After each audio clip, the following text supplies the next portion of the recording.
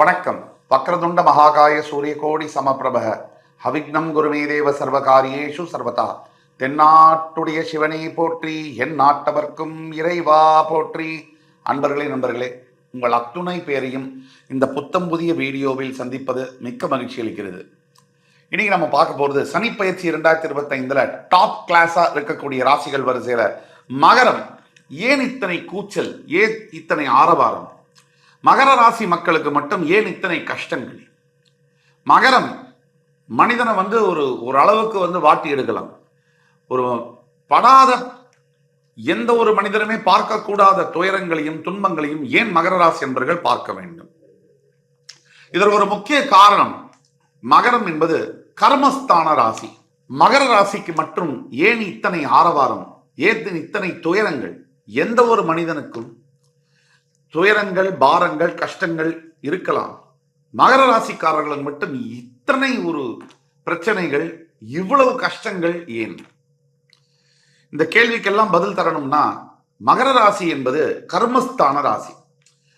காலபுருஷனுடைய 10ஆம் வீடு, இந்த சனி பகவானுடைய சொந்த வீடு. ஏழரை சனியாக தன் ராசிநாதனே தன்னையே தாக்கிக் கொள்ளக்கூடிய இந்த ராசி. மகர ராசி என்பவர்கள் கடந்த 7.5 வருஷம் சனி பயிற்சியால், அதாவது ஏழரை சனியால் பட்ட துன்பங்கள் கணக்கிட முடியாதது, கணக்கில் அடங்காதது. அப்படிப்பட்ட மகர ராசி என்பவர்களுக்கு இப்பொழுது சனி பயிற்சி, இந்த சனி பயிற்சியின் மூலியம் விடிவு பிறந்திருக்கிறது என்பதுதான் சத்தியம். இந்த சனி பயிற்சியினால என்ன? 2ஆம் இடத்தில் இருக்கக்கூடிய சனி பகவான் முழுமையாக ஏழரை சனியிலிருந்து விடுபட செய்து 3ஆம் இடம் என்று சொல்லக்கூடிய மீனத்திற்கு வந்திருக்கிறார். இந்த ஏழரை சனியினுடைய தாக்குதல் இத்தனை ஆண்டு காலங்கள் இந்த மகர ராசி என்பவர்களுக்கு மிக மிக பிரச்சனைகளை கொடுத்திருக்கிறது. அதாவது வாழ்வாதாரத்தை பாதித்திருக்கிறது, உறவுகளை பிளந்து கட்டியிருக்கிறது, பிரித்திருக்கிறது. அதே மாதிரி பொருளாதார சூழ்நிலையில் அடித்தளம், அடிமட்டம், அதுக்கு கீழே சொல்ல முடியாது, கையேந்து கூடிய அளவிற்கு கூட சில மனிதர்களை செய்திருக்கிறது என்றால் அது உண்மை. அப்படிப்பட்ட இந்த சனிப்பயிற்சியினால எண்ணற்ற வகையான யோகங்களை மகர ராசி என்பவர்கள் பெறப்போகிறீர்கள். அதுல ரொம்ப முக்கியமான யோகம் என்பது பணம் சம்பந்தப்பட்ட பிரச்சனைகளிலிருந்து நீங்க வெளியே வர போறீங்க. அது மட்டுமா, ஒரு பெரிய மன நிம்மதி என்பது கிடைக்கும். சனி பகவான் உங்களுடைய 3ஆம் இடம் என்று சொல்லக்கூடிய உபஜய ஸ்தானத்திற்கு பெயர்ந்திருக்கிறார். இது நீங்கள் கேட்டா கூட நீங்க கிடைக்காது உங்களுக்கு. அப்படிப்பட்ட காலகட்டங்கள்ல நீங்க உள்ள வந்துட்டீங்க. இனி துன்பம் இல்லை, இனி கஷ்டங்கள் இல்லை. இதுவரை இருந்த கஷ்டங்கள், இதுவரைப்பட்ட துயரங்கள் இனி எப்பொழுதும் உங்களுடைய வாழ்க்கையில் நடக்கவே போவதில்லை. ஒரு பக்கம். அடுத்து துன்பம் மட்டும் விட்டுட்டா அது ஒரு வாழ்க்கையா? இன்பம் வேணும் இல்லையா? உலகத்துக்கு சாப்பாடு போடக்கூடியது மகர ராசி, இது சத்தியம். ஜீவனம், உலகத்திற்கு தொழிலை கொடுக்கக்கூடியது மகர ராசி. உலகத்திற்கு எப்படி வேலை செய்யணும், ஒழுங்கா வேலை செய்யணும், இந்த கடமை, கண்ணியம், இதெல்லாம் சொல்லிக் கொடுக்கக்கூடியது மகர ராசி. சோ நடந்தது நடந்துருச்சு, ஏழரை சனி முடிஞ்சிருச்சு. இனி நல்ல காலம். இந்த நல்ல காலத்துல என்னென்ன நடக்கும், என்னென்ன மாற்றங்கள் இருக்கும், அதுக்குள்ள போகலாம் வாங்க. இப்ப நம்ம பேசக்கூடியது அத்தனையுமே மகர ராசியின் பொது பலன்களே. எவ்வளவு நான் உங்களுக்கு நிறைய விஷயங்கள் எடுத்து சொன்னாலும் உங்கள் தனிப்பட்ட ஜாதகம், அதுல இருக்கக்கூடிய கிரக சூழ்நிலைகள், அதனுடைய பத்தி நிறைய நீங்க தெரிஞ்சுக்கணும். இப்ப நான் சொன்னது நிறைய உங்களுக்கு நடக்கும். இருந்தாலும் உங்களுடைய பிறப்பு ஜாதகத்தை எடுத்து பார்த்தால்தான் உங்களுக்கான துல்லியமான எதிர்காலத்தை கணிக்க முடியும். ஆகையினால அதுக்கு நீங்க கீழே கொடுக்கப்பட்டுள்ள நம்பர்ல எங்களை தொடர்பு கொண்டு ஆன்லைன் அப்பாயின்மெண்ட் வாங்கணும். இந்த வீடியோவை தயவு கூர்ந்து லைக் பண்ணி, கமெண்ட் பண்ணி, சப்ஸ்கிரைப் பண்ணுங்க. உங்களுக்கு தெரிஞ்ச ஃப்ரெண்ட்ஸ், ஃபேமிலிஸ், ரிலேட்டிவ்ஸ்ல யாராவது ஒருத்தர் மகர ராசியில் இருக்காங்க அப்படின்னா அவங்களுக்கு இதை தயவு செய்து ஃபார்வர்ட் பண்ணுங்க. நீங்க வேற எதையும் செய்ய வேணாம், மிகப்பெரிய உதவியா அவங்களுக்கு இருக்கும். மகர ராசி என்பர்களே, உங்கள் வாழ்க்கையில் இந்த கோல்டன் கேட் அப்படின்னு சொல்லுவாங்க, தங்க கதவு திறக்கிறது அப்படின்னா அது சத்தியமான உண்மை. இந்த வருகின்ற எதிர்காலமானது ஒரு பொற்கால ஆட்சின்னு சொல்லுவாங்க, ஒரு பொற்கால நேரம் சொல்லுவாங்க, அந்த அந்த அந்த எபிசோடுன்னு சொல்லுவாங்க. அந்த அளவுக்கான அற்புதமான காலத்துல தான் நீங்க நடைபோட இருக்கீங்க. முதல் மாற்றத்துல உங்களுடைய முகம்லேருந்து ஆரம்பிச்சு, நீங்க பேசக்கூடிய விதத்திலேருந்து ஆரம்பிச்சு, நீங்கள் முக்கியமா சிந்திக்கக்கூடிய விதம்லேருந்து மாற்றங்கள் ஆரம்பிக்கும். இது நாள் வரை 7 வருஷமா ஏதோ ஒரு மந்தமான நிலை, மனசுல இனம் புரியாத பயம், கவலை, ஒரு பதட்டம், இதெல்லாம் மாறி மனம் உங்களுக்கு தெளிவான நிலையில வேலை செய்ய போகுது. இந்த மனமானது என்ன செய்யும் அப்படின்னா, சனீஸ்வர பகவான் என்ன செய்ய போறார் அப்படின்னா, எல்லாரும் சனி பகவான பழிக்கிறது. சனி உன் வாயில வந்துருச்சு, சனியனை இப்படி எல்லாம் சொல்றது. எல்லாரும் என்ன நினைக்கிறாங்கன்னா, சனி வந்து ஒரு மிகப்பெரிய மோசமான கிரகம் அப்படின்னு நினைக்கிறாங்க. அது முற்றிலும் தவறானது. ஒரு மனிதனுடைய வாழ்க்கையில கிடைக்கப்பெறாத அனுபவங்களையும் பக்குவத்தையும் கொடுக்கக்கூடியவர் சனி பகவான். ஆக ஒரு மனிதனுடைய வாழ்க்கையில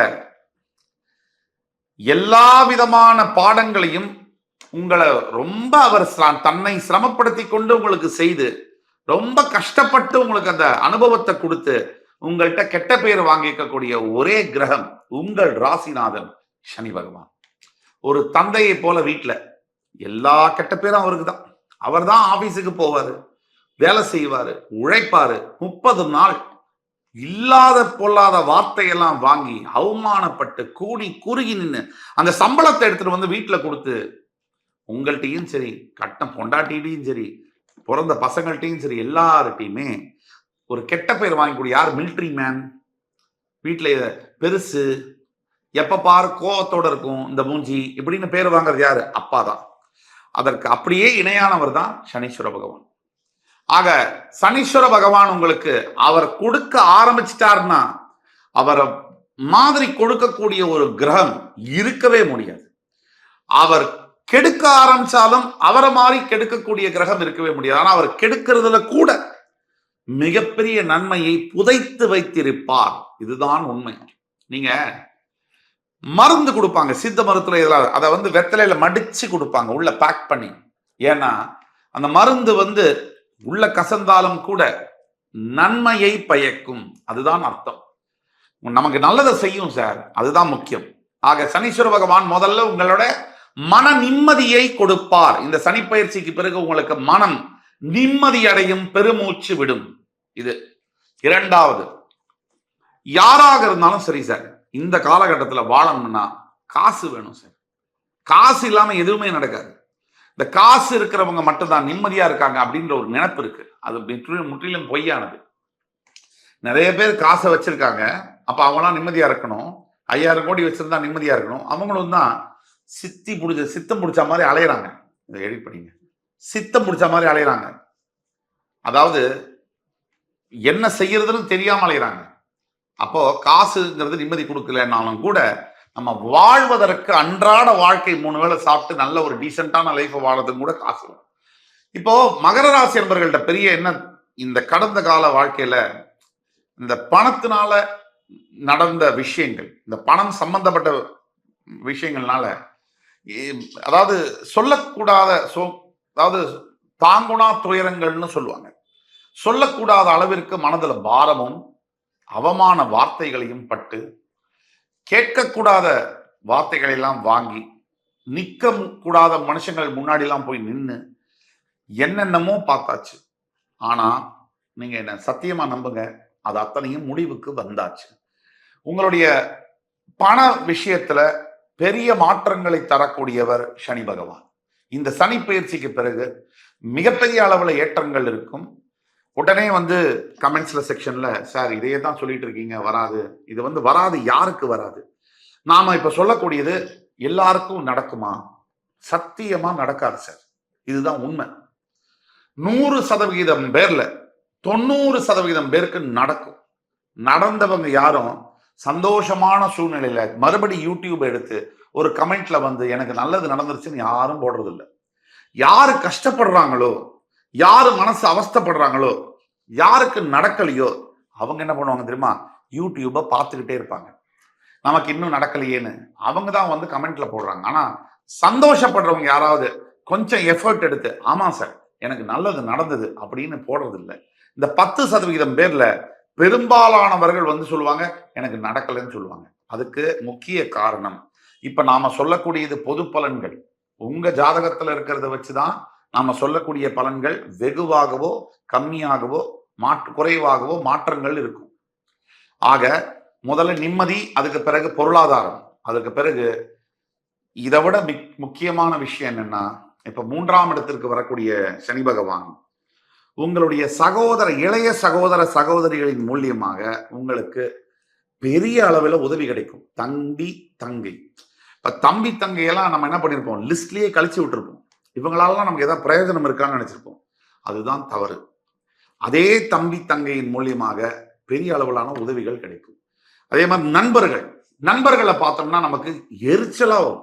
ஏன்னா நம்ம கூடவே இருந்தான், நம்ம நல்ல காலம் இருக்கும் போது நம்ம கூடவே பிரயாணம் செய்தான், நம்மளுடைய எல்லா பெனிஃபிட்ஸையும் எடுத்துக்கிட்டான். ஆனா என்ன பண்ணிட்டான், கடைசியில பெரிய நாமத்தை நமக்கு போட்டான். இந்த நிலை மாறும்.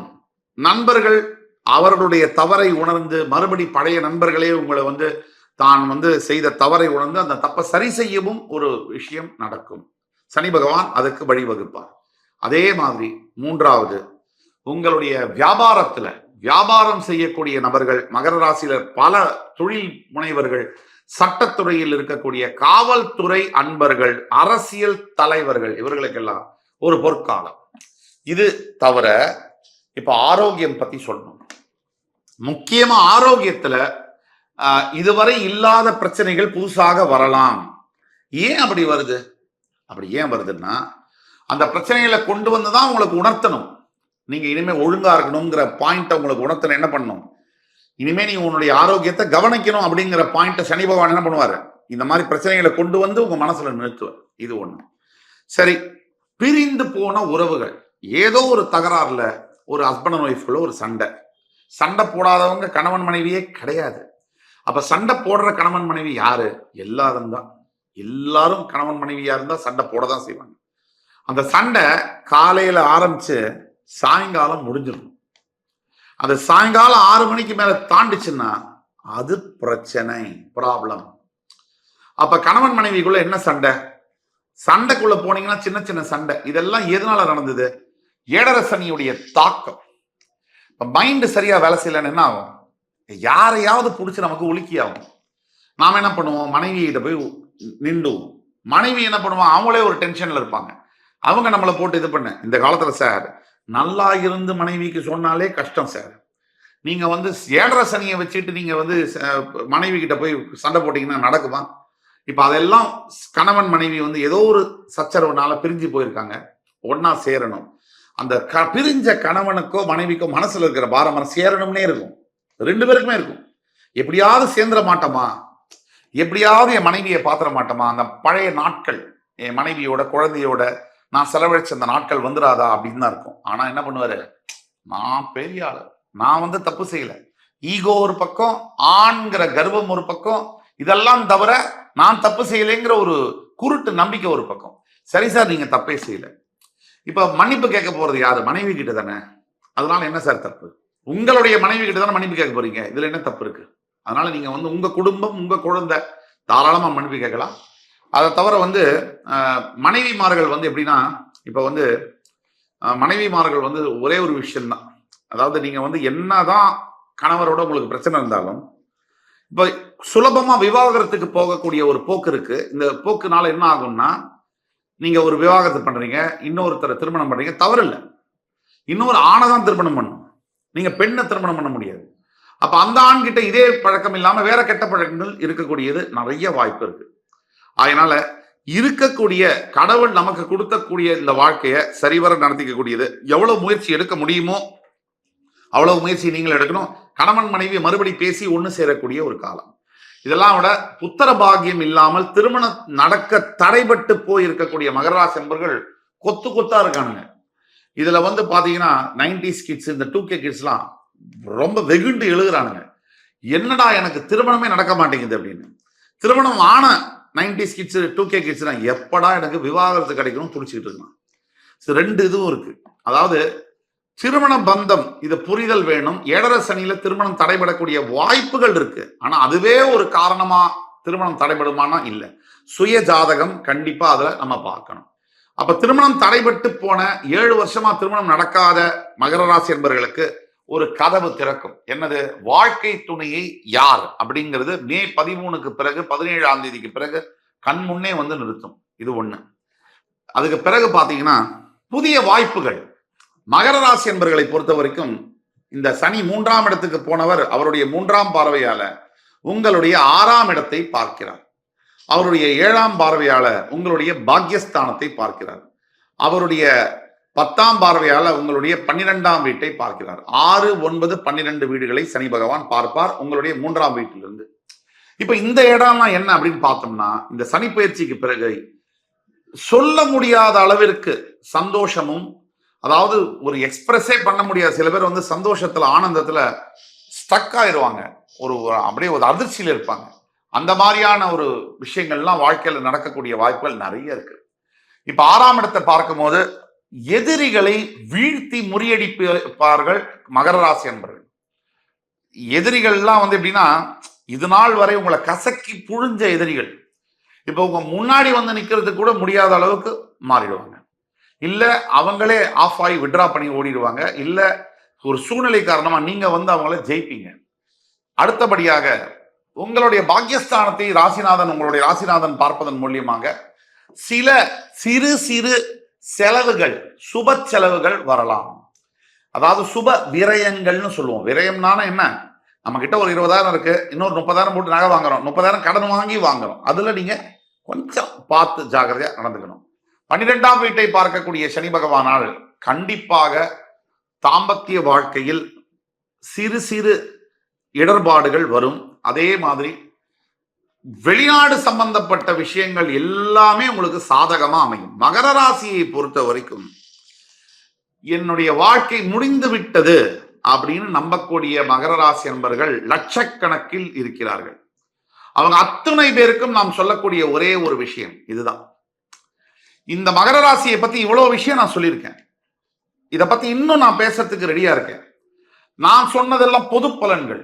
உங்களுடைய ஜாதகம், தனிப்பட்ட ஜாதகத்தை பார்க்கும் பொழுது இன்னும் உங்களுடைய குறிப்பிட்ட உங்களுடைய எதிர்காலம், அதை பத்தி நம்ம இன்னும் இன்டெப்த் அனாலிசிஸ், இன்னும் விரிவா பேச முடியும், துல்லியமாக கணித்து சொல்ல முடியும். அப்படி உங்களுக்கு பார்க்கணும்னா கீழே கொடுக்கப்பட்டுள்ள வாட்ஸ்அப் நம்பர்ல எங்களை தொடர்பு கொண்டு ஆன்லைன் அப்பாயின்மெண்ட் வாங்கி வந்தீங்கன்னா உங்களுக்கு நம்ம பார்க்கலாம். என் உயிரினும் மேலான எனக்கு பிடித்த மகர ராசி என்பர்களே, அடுத்து வரும் காணொலியில் மறுபடி உங்கள் எல்லோரையும் சந்திக்கும் வரை உங்களிடமிருந்து விடைபெறுவது உங்கள் சுபாஷ் பாலகிருஷ்ணன். நன்றி, வணக்கம், வாழ்க வளமுடன்.